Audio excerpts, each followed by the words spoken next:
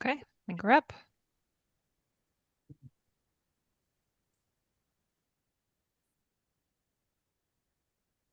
All right, Andrew, we're good. Okay. Good afternoon, everybody. Welcome to the City of St. Catharines Heritage Advisory Committee Designation Subcommittee meeting for Friday, September 18th, 2025. The time is now 2:34 p.m. and as we have quorum, I'd like to call the meeting to order. We begin this gathering by acknowledging that the land on which we gather is the traditional territory of the Haudenosaunee and Anishinaabe peoples, many of whom continue to live and work here today. This territory is covered by the Upper Canada Treaties and is within the land protected by the Dish with One Spoon Wampum Agreement. Today, this gathering place is home to many First Nations, Métis, and Inuit peoples. Acknowledging this reminds us that our great standard of living is directly related to the resources and friendship of Indigenous peoples. We now move on to today's agenda. Are there any additions or deletions to the agenda? Lauren? I just a note. I moved the general update to before the 906 evaluations, just to provide context for the addition, like the work, 906 work. Okay. So we're going to start with that first. All right, makes sense. May I have a motion to approve the agenda as amended? Anyone? Robert?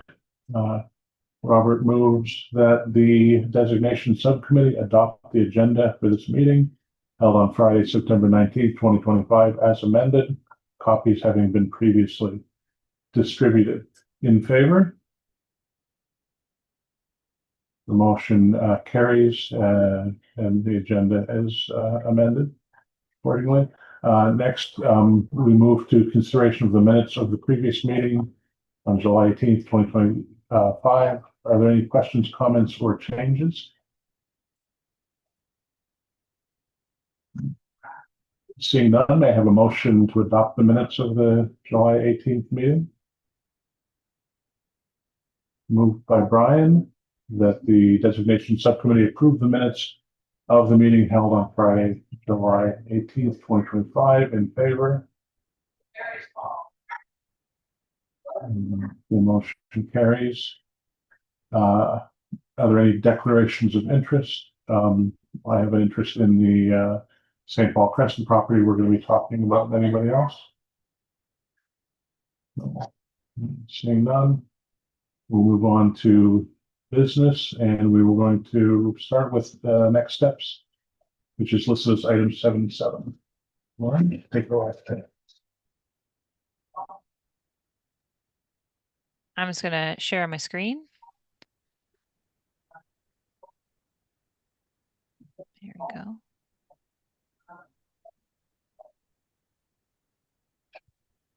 All right, so it's been a couple months since we've met, and a lot has happened. So I'm going to kind of go through some of the more general updates for Part 4 designations generally, and also for the prioritization of properties both within the downtown HCD study area and the ones that we're looking at outside of that area. So the first update is for 3 Elizabeth Street and 143 to 153 St. Paul Crescent. So just to update you, the notices of intention to designate did go to council. I think it was October 3rd. They were accepted and they were on the consent agenda, and the council approved the notices, and we moved ahead with publishing those in the Standard. And we also sent the notification to the Ontario Heritage Trust and to the owners of those properties. Oh, wait. Oh, sorry. September 9th is when they went to council. I don't, October, never mind about that. So they went to the council September 9th, September 16th, those were published and the notifications were sent out. We're now in the objection period. It's a 30-day period from the notices of intention to designate, because we have support from the property owners and general support from Heritage community, we're not anticipating any objections, but we do have that period to wait through. And then I'm currently working with our city solicitors to put together the designation bylaws for those properties. And then anytime after that objection period, we can go forward to council to get those designation bylaws passed. Right now, we're targeting the November 3rd council meeting. Um, as it fits best within the timeline. But technically, we'll have till January 14th to designate those through council. But we'll probably move as quickly as possible, just so we can move on to other properties. Um, any comments, concerns, questions about that process as we move forward? Oh, and there was an article in the Standard about these designations. I'm going to circulate it to the hack generally, but it kind of looked at them. Looked at the reasons why certain owners pursue designation within the context of the HCD study. And I think that Karina at the Standard was interested that there were property owners who were interested in designating, and that we were going through this process separate from the HCD study process. And so that'll be available, and I'll send that around to everybody too. Okay.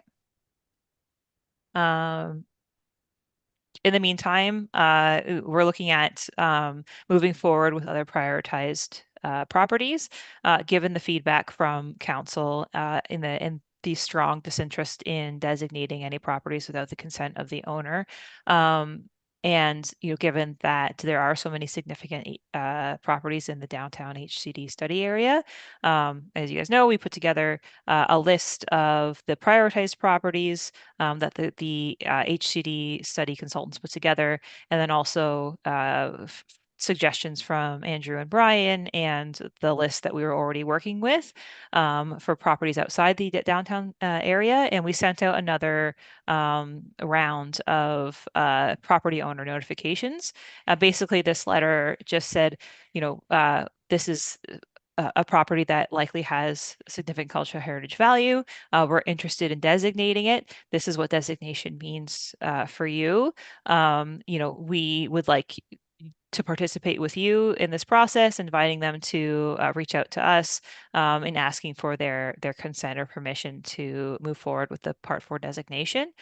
Um, uh, I think we ultimately send out letters to 60 properties, both in the downtown area and outside the downtown area, um, including the properties that we've already been working on. This time we sent it out by registered mail, which is just to confirm that all these property owners did in fact received it. And also in the letter, we did say that if you hadn't responded by a certain date, we'd assume that you were consenting. Um, so with the registered mail, we're able to confirm that people actually received the letters. And we did get a number of responses. Um, only one property owner responded with a carte blanche, yes, absolutely, please designate. And that was 7 Thomas Street, which is one of the properties that Andrew had been researching along with 1 Welland. We got a number of responses, especially from institutional owners who are just curious, and residential and commercial property owners, but a lot of institutional owners who are interested in designation and what it meant, and scheduled meetings to discuss with me, and meetings to discuss with they say if they had a board, or a larger body to consider that kind of approval. So I still have a couple of meetings left to do with those property owners. I think a couple of them are strong candidates for yeses. One property is a property owner in the downtown area who reached out to me before while the HCD was underway, interested in Part 4 designation, and I just told him, wait until after we know where the study is going, because he was interested for the grants. And then a couple institutional owners who are interested. Um, We also received 16 very strong no's, people who are like, no, thank you, not right now, not for me. We aren't interested. What's interesting in the with the no's that and with the people who I've met with is that both groups of people were generally interested in incentives. And even some of the owners who said no, it was more of a conditional, like right now it doesn't make sense for us. But if we had better incentives, if there was a tax rebate program in place, if the grants program was stronger, then it's something that would make it worth it to us for this type of designation. Usually, they're property owners who really cared about their properties. They're very well maintained properties. They obviously cared about the history and heritage of the property, and for them, it was more, of a balance of weighing the pros and cons from their perspective. And so for all of those those hard no's or those strong no's or the no's right now, I did send them some information and, said, if you ever change your mind in the future, or if you're ever looking at selling the property, and you are interested in designation, or if the next owner is interested in designation, I'm glad to talk then, because the property will always continue to have potential significance. And so we can kind of, we can pursue that another time if it makes more sense. And then 35 properties, we have no response. Um, and as long as we can confirm they've received the registered mail, and if we can confirm that, and they did not respond in the letter, it did say if you don't respond, we're assuming consent. We may, I am not sure exactly how we'll proceed with those properties. I think I might make a second attempt to contact some of the owners, especially where we know like email addresses or other contact information, because we do want to make sure that we're not like going to council with a notice of intention to designate, and then we receive an objection. So those are all properties where potentially we can move forward. We only received one return to sender, and unfortunately, it was for One Welland Avenue, Andrew, which is why I had this item go first, I think. And also just to note that 260 Vine and 219 Merritt were both properties that we didn't receive responses for at all either. And so I think as a priority for me, I'm going to attempt to reach out to each of those property owners again, in another way. I don't know if I don't know exactly how. If I have an email address, I think I might have an email address for One Welland Avenue. So I think I might reach out in that way. Um, just because I know that we are interested in these properties, they are strong candidates, and we'd like to move forward, but I don't want to get to the point where we are like ready to designate and we get an objection at that point. Um, but I kind of wanted to get your feedback on what you think we should do with the no responses, and if we should pursue a strong like indicator of consent, or if we should just assume there's a lack of interest either way, and just to move forward. What do you guys think?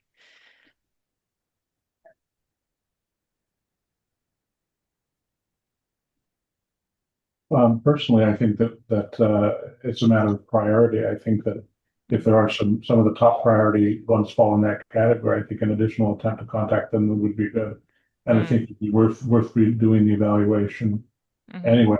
But I agree with you. I'd be wary to put it in front of council until there is some indicator of support, because it would just, I think it's a bad look to put it hmm forward and then have them show up and say no. Um, hmm yeah, are you able to share with us the list of properties in the no and maybe Uh, Yes, I think my spreadsheet right now has a lot of personal information, and I don't think I should put it up right now. But what I can do is I can take that personal information out and circulate it to the committee, or to like the subcommittee as a whole, and you can take a look at those, and maybe even look at the non-respondents and help identify those like high priorities in the non-respondents. So I can Mhm. kind of like direct our energies towards those ones. Um, so that you have a better sense of that. Yeah. I probably should have Yeah, scrubbed that information from the my list before this, but I can do that and send it out afterwards for sure. Yeah. Yeah, I think we all have properties that we've either worked on or have a particular affection for. So it'd be good to know, and also just in terms of directing our efforts that way, right? Yeah, absolutely. Yeah, I think that that's very fair. And yeah, um I'll get that to you definitely. Yeah. Uh I do think that like so there were like one or two within the Thomas estate collection that indicated no. But I can't recall exactly the specific ones right now. Yeah. Um I probably could guess, but we'll see. yeah. I'm very happy to see 7 Thomas Street on the yes list because I thought that was one of the strongest It is cases in beautiful. that group. Yeah, So I actually put it in here just to show everybody in case no one like because I to recall it.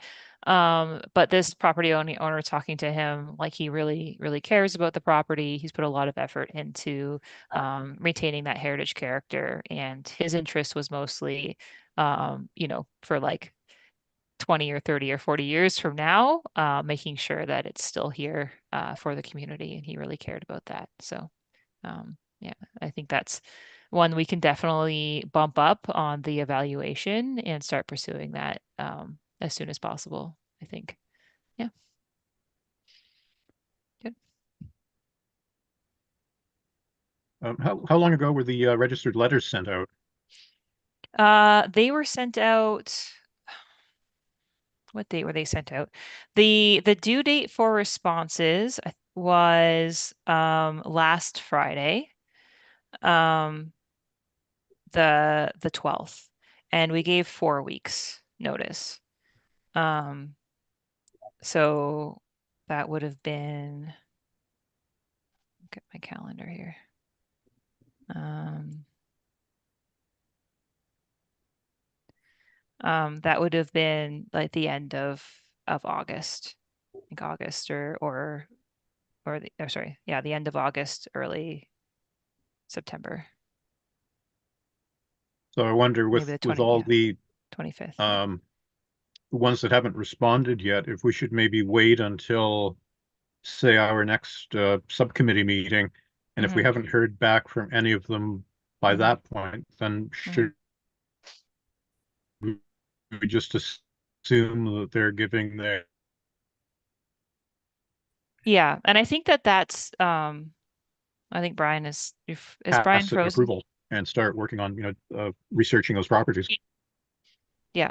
No, I agree. And I think that's James' position too, is that, especially if we see that, yes, they received the letter, we know they received the letter and we've received no response, and we'll just take that as, I have read the letter. It says if you don't respond, then we're pursuing designation, and just assume that that's the level of involvement they want to have in it. I think that's probably a good approach. Yeah, Brian. I don't have a camera, but can I make a comment? Yeah, yeah, you can speak all you like. Yeah. So when you like assume they haven't responded and you're going to add it to the list, is this something that um, I guess how you worded it in your letter, in your registered letter, that I guess through city like legal looks at that? Because this morning I was reading an interesting article on the front page of the Niagara on the Lake Report. Mhm. It came out today, and there was something that in the town of Niagara on the Lake, a gentleman won a settlement because he said that the town added his property to the heritage roster without his knowledge. Hmm. So something, I don't know how you've worded your letter. We haven't seen a copy of the letter that's Hmm. going out, but just um, it just kind of, when I read the article and we are having this discussion now, I was just wondering how, Yeah. I if can. someone could say, hey, the letter came to my address. I guess if they sign for it, it's registered letter, right? Yeah, that's the idea in sending out the registered letter. But I'll look into that situation, Holly, because as as as far as I know, there is no requirement to notify or to sorry to get consent from the property owner. under the Ontario Heritage Act. I think there is a requirement for notification. And so I'll look into that situation to see what um, the specifics of it because I'm not familiar with it. Um, yeah, Thank you. yeah, because Okay. I know that the consent issue is a specific to City of St. Catharines, like that's the policy of the mayor and council. And many municipalities have that policy, but it's not, enshrined in the Ontario Heritage Act, and a lot of municipalities will designate regardless. Um, thanks for liking that to me.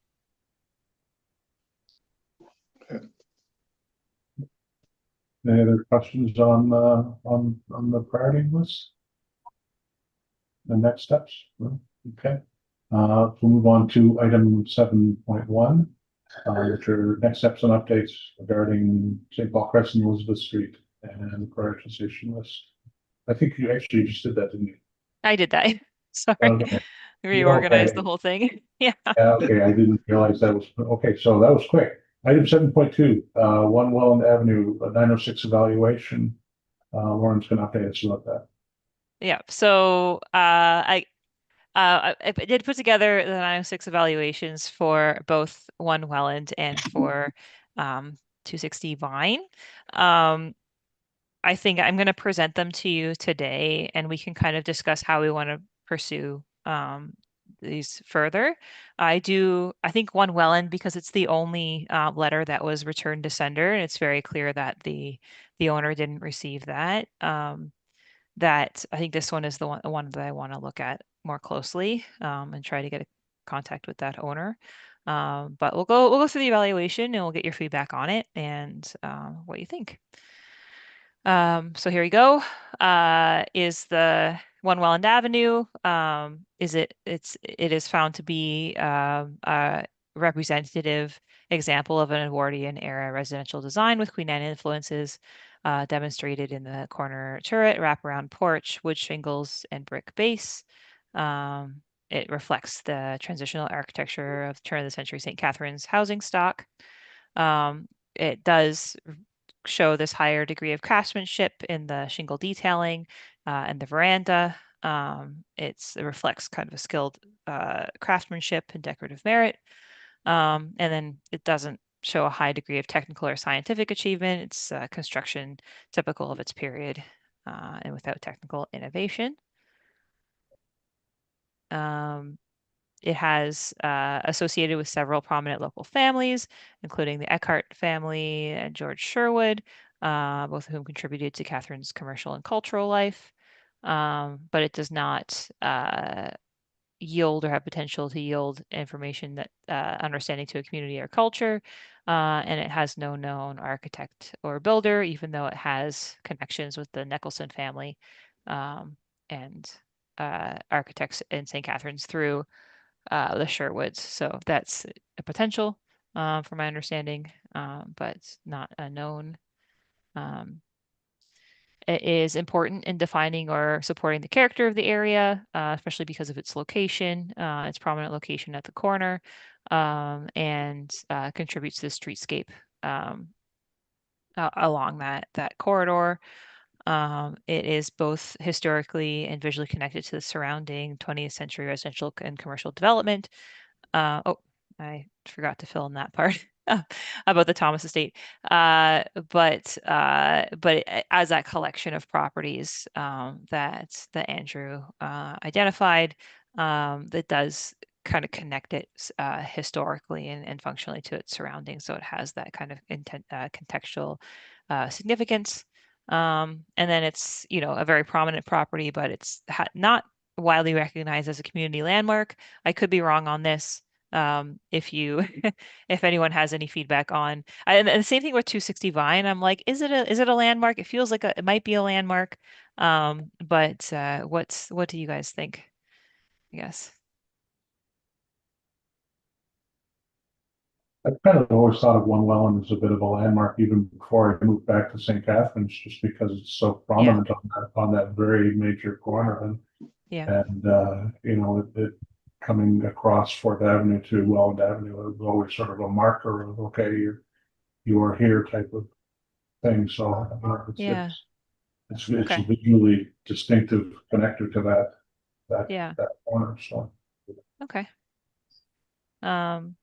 What does everyone else think? Should I mark it down as a landmark? I'd have to agree with Andrew on that one. Yeah, I agree. Yeah? Okay. Um,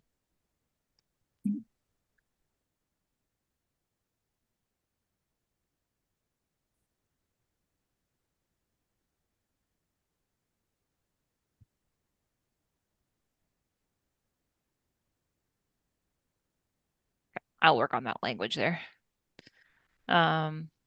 Anything else, anything that I missed or significant eras or elements that should be mentioned in the 906?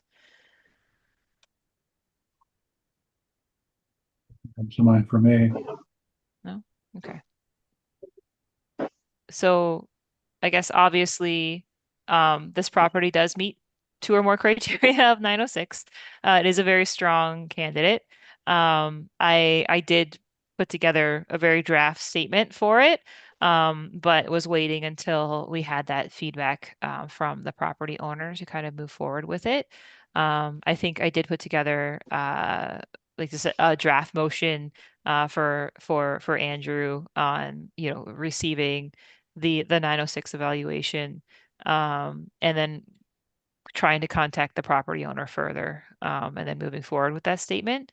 Is everyone kind of confident and comfortable with that approach, or is there anything else that we should do, or looking for your feedback on that?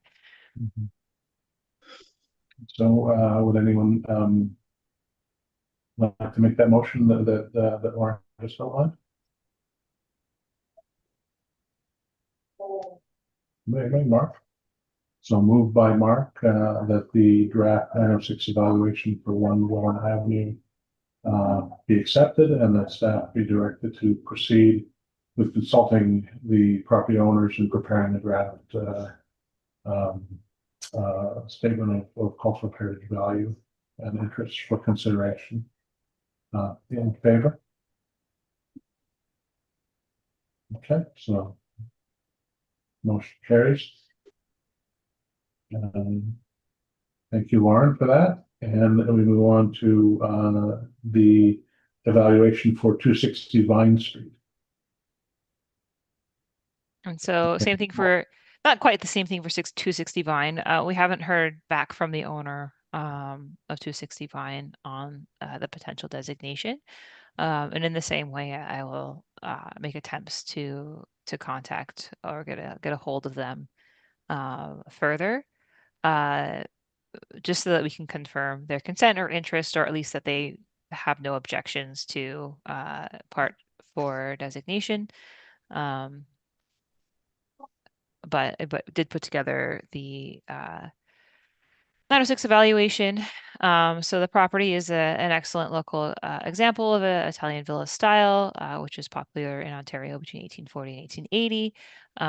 Its Italian villas are comparatively rare in St. Catharines, are rare in St. Catharines and the Niagara generally, making this house a significant and representative example of the style.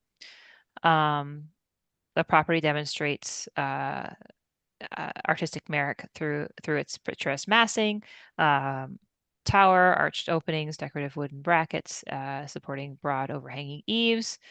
These elements are executed with care and precision and reflect the high aesthetic values of the Italian villa tradition and the desire of mid-19th century property owners to emulate European models of refinement. Whoop. And that doesn't demonstrate high degree of technical achievement. The methods are typical of mid-19th century construction. For historical or associative value, the property is associated with Dr. Luther Cross, who played an important role in the local civic and medical life, and later ownership by prominent families such as by Abramo Puccini, a well-known manufacturer and merchant further ties the properties to the city's professional and commercial elite. The house represents the social aspirations and residential patterns of St. Catharines' wealthy residents during the city's period of growth.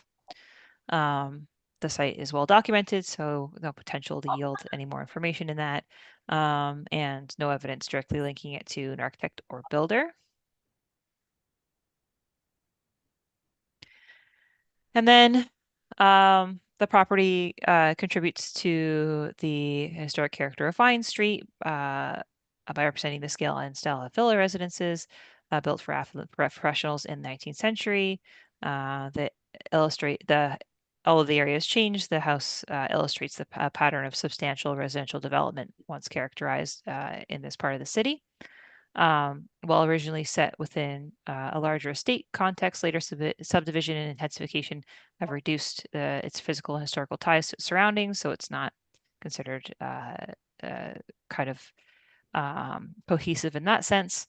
And then again, not known as a landmark in the city of St. Catharines, not sure about this, and definitely looking for feedback on all of these evaluations. Do you think is this one also a landmark or not a landmark? I've never considered it a landmark, but I don't know if anybody else has.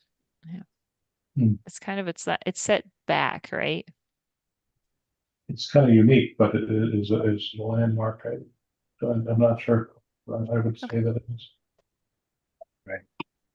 Anyone else? Robert, do you look like it's understood? Well, I think it was a landmark at one time, certainly, but a lot of properties have been built up around it, so it's not as prominent and visible as it once was.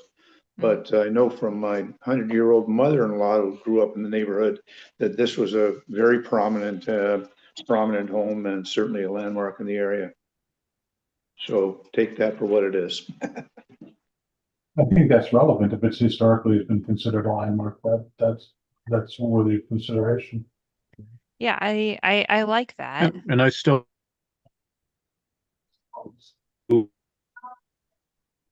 You're a little choppy there, Brian. We're having trouble hearing you.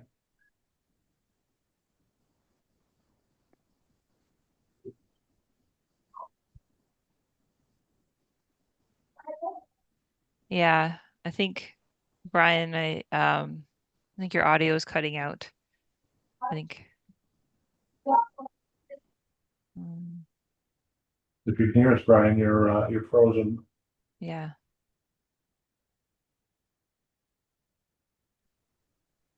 It's Holly, and I think I like the historically known as a landmark. Yeah. I like that too. I do. Mm-hmm.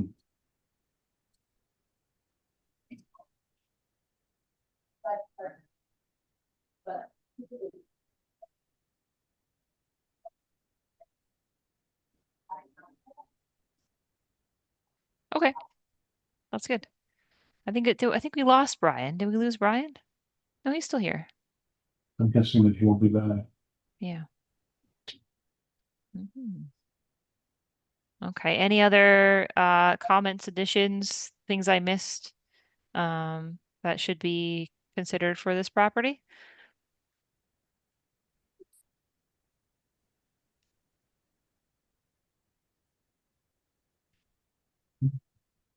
But we don't have any.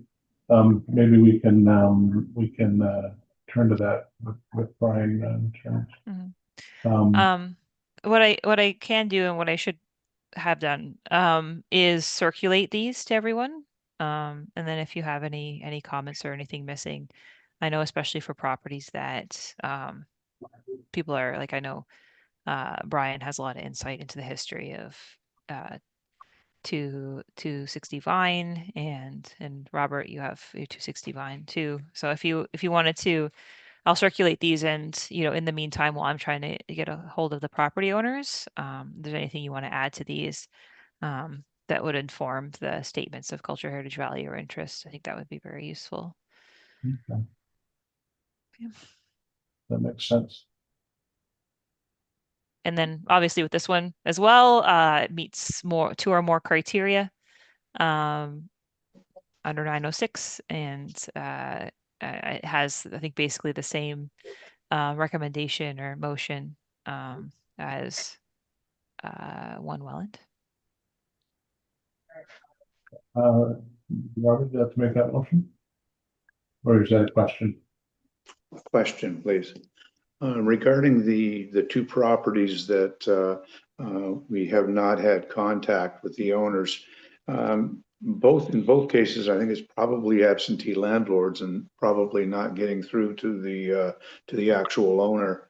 Maybe we could try a different method to contact them. I don't know what abilities you have to get to the owner other than by registered mail, but at least make contact and make them aware that there's a registered mail coming to them and get the destination from them. Mm-hmm. I know I use the most up-to-date address that we have on file at the city.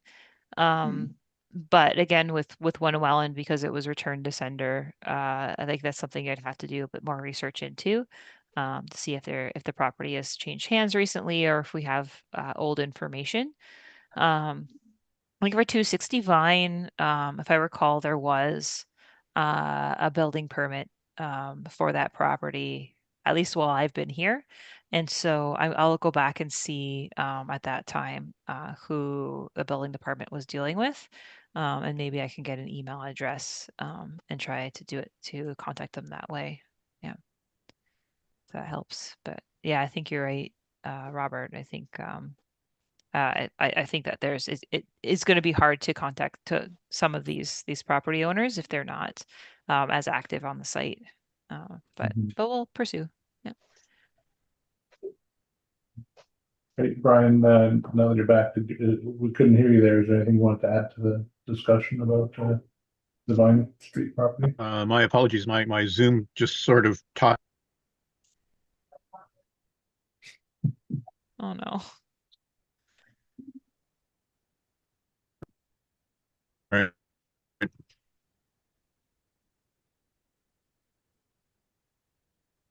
Lost you again, Brian. So Yeah. when Zoom booted me out, you were still talking about the building being a landmark. I think we decided. And I was going to say, yeah, I've had a lot of. Nope. Go ahead, Brian. So we decided it's not a landmark.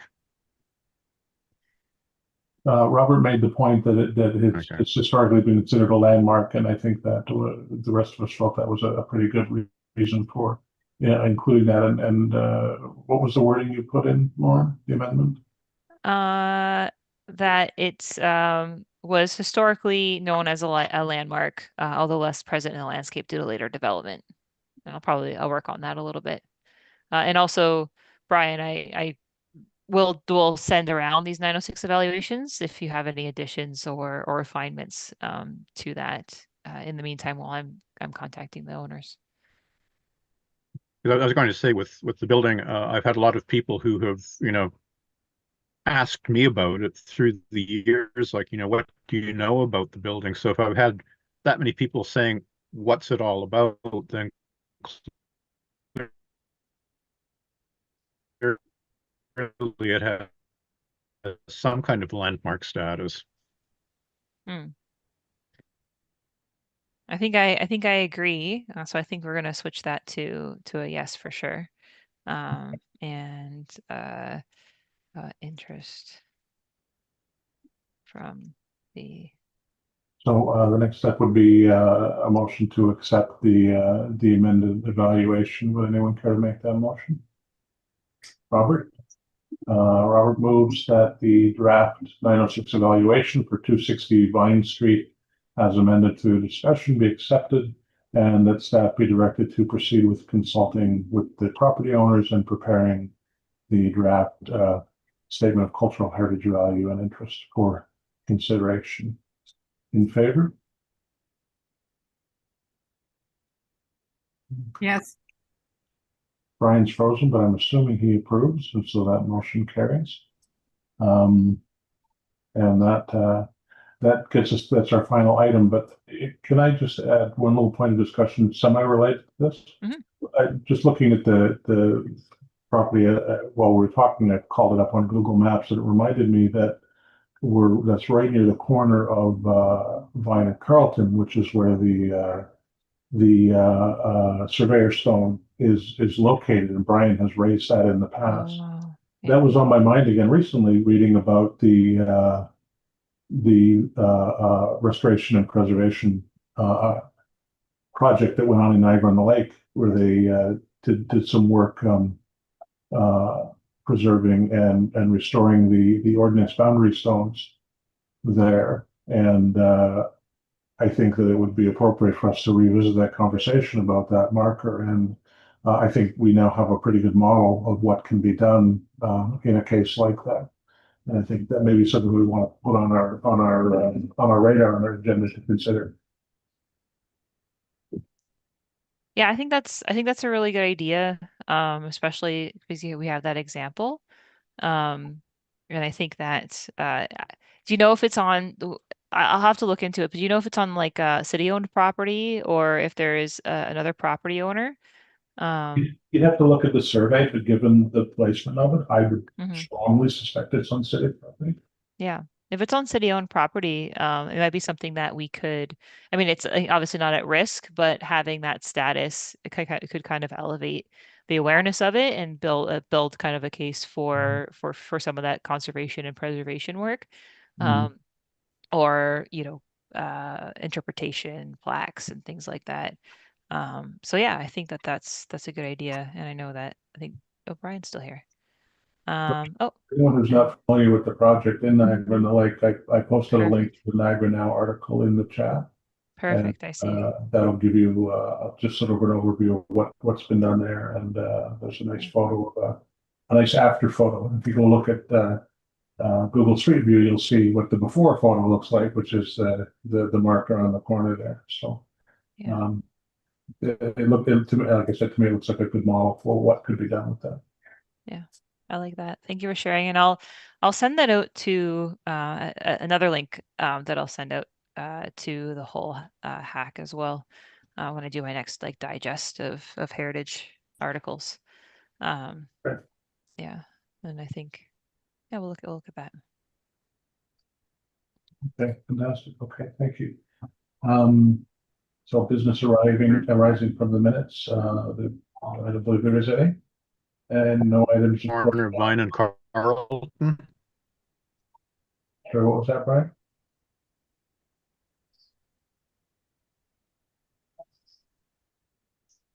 Sorry, my Zoom still seems to be wonky here. You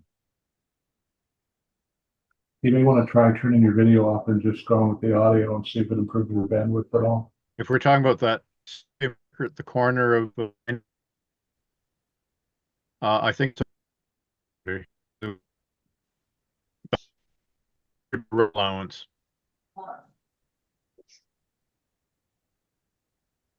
Yeah, that would make sense. Actually, I hadn't thought about that, but that even makes it even more likely. Mhm.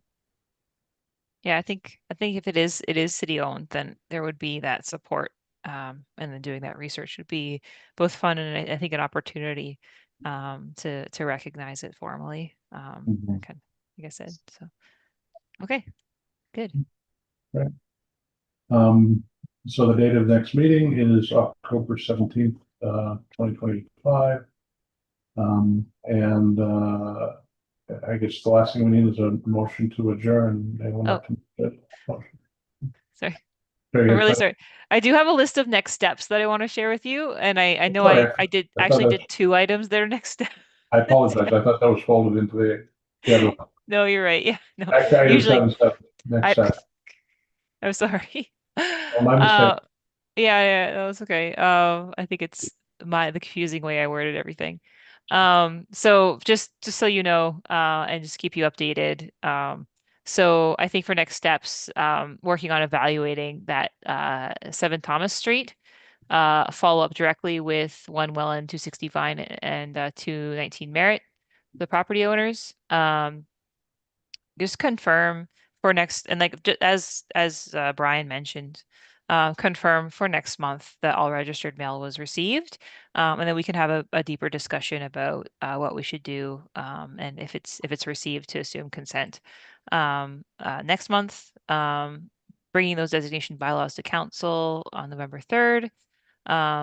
We we also we have the ability under the Ontario Heritage Act to approve a policy for digital publication of the notice of intention to designate, in instead of in a newspaper. And the reason for that is there's a couple of reasons. Like, one, there's it has the potential. We do publish online already, but it has the potential to reach a broader audience. But also there are significant costs connected to putting an ad in the Standard or in a newspaper. And if we're looking at designating, 10, 20, 30 properties, those costs will add up very quickly. And so James and I are working on a policy to bring to council, that says that, publishing online on the city's website and in the other ways that we notify the public, meets that standard for notification. So that's something that we're working on. I'm going to continue to meet with those interested property owners, and hopefully next month I'll have more properties on that list of go ahead. And then James and I are also working with finance. There's an item that Councillor McPherson asked us to look into, tax incentives, a while back, and we had folded that into the HCD work. But now that the HCD isn't moving forward, we're doing that separately. And also, uh, the idea is for them to apply to Part 4 properties only. And so we're working on that item to council as well. And so hopefully by next month, I'll have that to bring to you for discussion, too. Thanks. It's interesting that came up in your conversation with some of the property owners who were on the fence. Yeah. That would be a good incentive, so. Yeah, a lot of them did, and we had already been looking at that. So, yeah. It wouldn't break my heart, so. Yeah, it wouldn't be terrible for heritage property owners. It'd be good for everyone, I feel. So, yeah. Okay, thank you. So, unless I miss something else, we're sort of wrapped up. We're ready to adjourn. That is it. Sorry. Okay. Try again. Would anyone like to make the motion to adjourn? Happy to. Okay. Robert moves that that the St. Catharines Heritage Advisory Committee Designation Subcommittee be adjourned at 3:21 p.m. In favor? All in favor? Okay, that carries. So we are officially